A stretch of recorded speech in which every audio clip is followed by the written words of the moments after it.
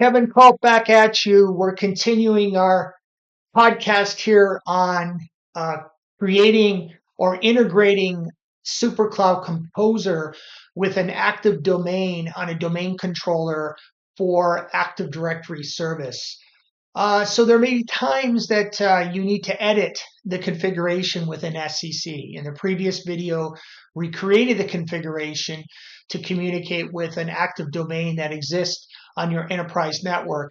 And so now we're just showing you how you can edit or modify an existing configuration within SCC.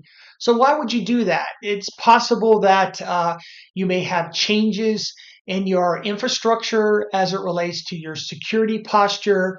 Perhaps you're having users leaving the environment. Maybe you're bringing up a new data center, which is in a different kind of Microsoft realm domain itself. So there are many, many reasons why you may need to edit your configuration to suit and integrate with your Microsoft's Active Directory service that exists on your enterprise. So the next video is going to focus on editing and making simple changes to the configuration itself. And then we'll actually show you uh, Jay and Gina, and they are exist in different active domain realms. We'll show you how you can connect to those active directory realms when you log in through credential-based access within SCC. We'll show you that. And then Gina and also Jay belong to different role permissions, and you'll see the menu options basically change on the left side, and they only have access to certain particular menu options within the GUI itself. So we'll roll the video here, and we'll periodically again stop it if we need to talk about important aspects of the video itself. So let's roll it here. And the first thing is you can see the Microsoft Active Directory. Remember, we created dev.example.com. And so now we can essentially check on it and basically perform a test, or we can disable the directory. Maybe it's gone out of service, or it's in some maintenance type of mode that you want to turn off that Active Directory. So you can see here, based on the various different use cases here, we have different domains. So we're logging in through global access, global admin access, which is an account that exists within SCC because we turned on that turned off that functionality of that domain realm.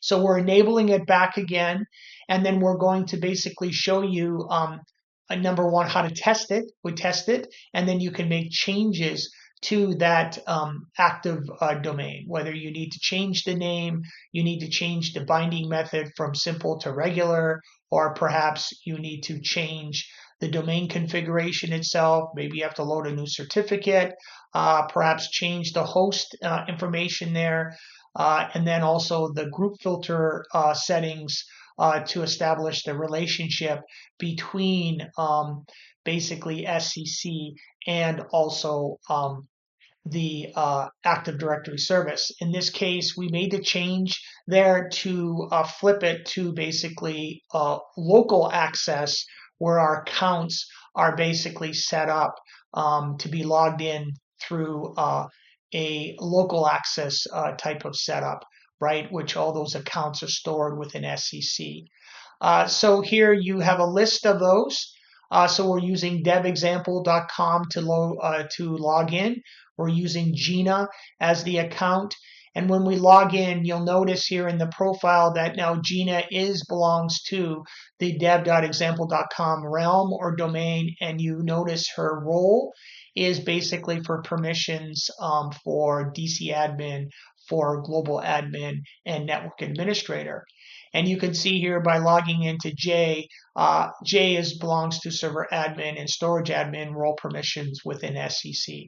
So the mapping is there that exists between that dev.example use case, right, is connecting into that domain. So the next video, we're going to focus on basically connecting Jay and Gina to different domain realms within your Active Directory service within the Microsoft service, Active Directory service that exists. And so hence multi-active directory service is now offered and available within SCC. And that use case perhaps would be maybe you have two data centers in which they have belong to different groups through a common source being credentialed Microsoft Active Service. And each of those data centers belong into different domains or realms. And then by logging into SCC, you completely partition and eliminate access to each of those platforms within, or each of those tasks or features within SCC itself. So that completes our configuration for multi-active directory configuration, and also testing both J and also Gina for accounts that log in through role permission within SCC. Next time we'll focus on multi-active directory. Thanks for joining. We'll see you next time.